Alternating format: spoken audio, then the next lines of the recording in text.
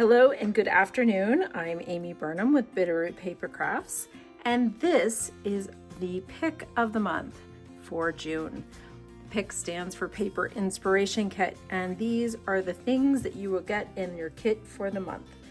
So I think I explained it to everyone last month, but I'm featuring Lisa Horton products. So you're going to get this really cute Sunshine Metallic Pigment Ink. You also get her limited edition 3D embossing folders. This is the Fox Gloves. I'm also throwing in a Distress Spritz by Tim Holtz. This is squeezed lemonade, and I'm really trying to encourage everybody to give this product a try. It's one of my favorite new products that he has, and it comes in all of the coordinating colors, or I think most of the coordinating colors that he has out right now. And then to apply the ink, we're going to be using this little mini blending brush, and that's how I got the ink on here. It's a super easy process. Let's get started and I'll show you how to do this. Okay, so in your kit, you're gonna have the materials to make 5 cards. I have pre-cut the papers for you, so you don't have to do any cutting, but you will have to do some embossing. So let me get out the embossing machine and we'll do that stage first.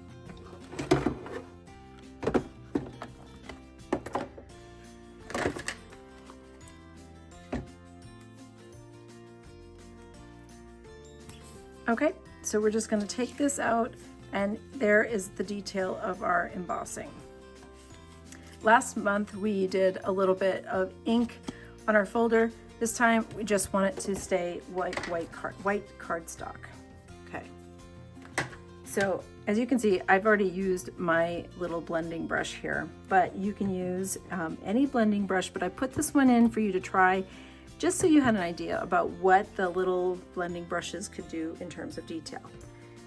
It gives you a little bit more precision. Now, the intent is not for this to be absolutely perfect. We just want to kind of spread some color over it. Now, don't forget, this is a pigment ink, which, as my friends know, I've had a checkered past with pigment inks. For those of you who did one of my very first scrapbook layout classes, you will remember that everybody did a beautiful layout with white pigment ink, and then I sent you home not realizing that it didn't dry. So everybody's beautiful title was all smeared by the time they got home. Yes, so pigment ink will take a little bit of time to dry.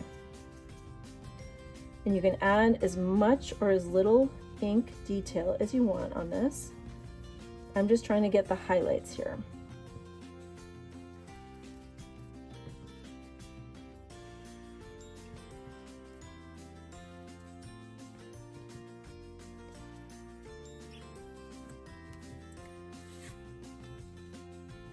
All right, almost done here.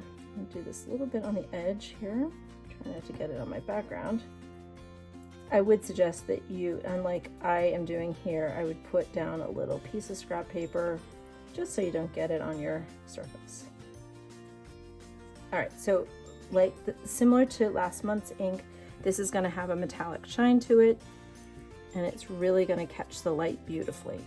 So, but you know, like most people I know, at least the paper crafting world, there's no such thing as too much sparkle, so we're going to add more.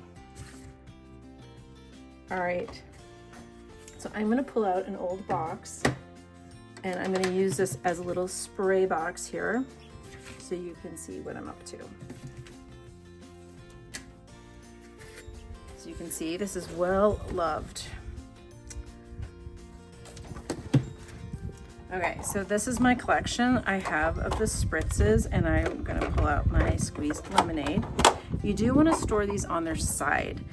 He recommends that because as you shake, you don't want the pigment to be settled on the bottom of a tall, skinny jar. It's harder to get it emulsified, so you really, really want to store these on its side. And you're going to shake, shake, shake, and get that pigment really mixed in. See how there's none here? And if you kind of scan the sides, you can see that it's not settled in any one space. Now, the difference between the pigment inks and, let's say, a mica stain. The mica stains are going to have constant color throughout. This is actually going to be just the pigments colored, and the liquid is clear, so it'll dry. Okay, so I always like to do a little practice spray like that, and then I am going to do this.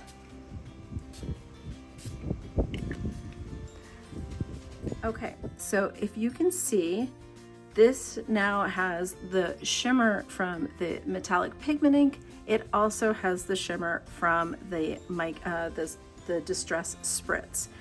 And these are very, very close in colors. It's just very subtle on the background. I'm not sure if you can catch it in the light, but in person it looks super, super cool. So I'm gonna let this dry for a hot second. Okay, now we're gonna do a quick assembly. So I'm just gonna take my tape runner.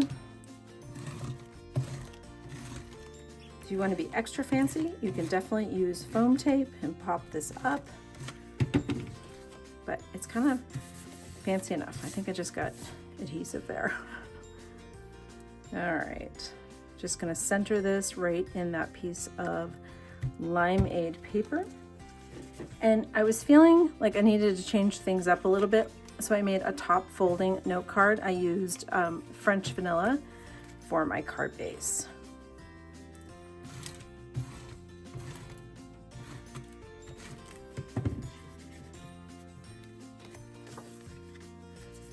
And just like the other one, we're going to center that in our card front, on our card front. All right.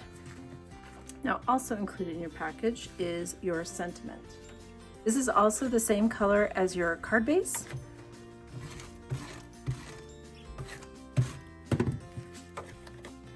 I made it like this so that if you didn't feel like using this sentiment, you can certainly change it to a different one. The ink that I use is called limeade, so it coordinates with that paper as well.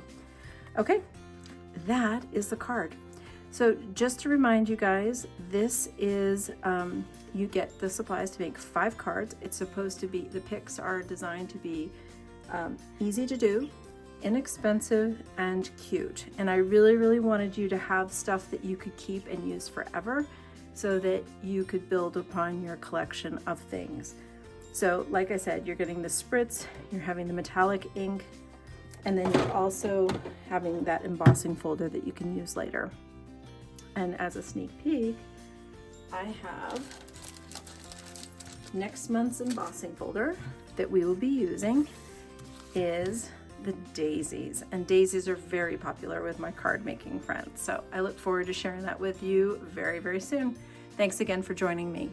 And if you haven't subscribed, go ahead and hit that button to subscribe and the bell to be notified when I put up the next video. Thank you.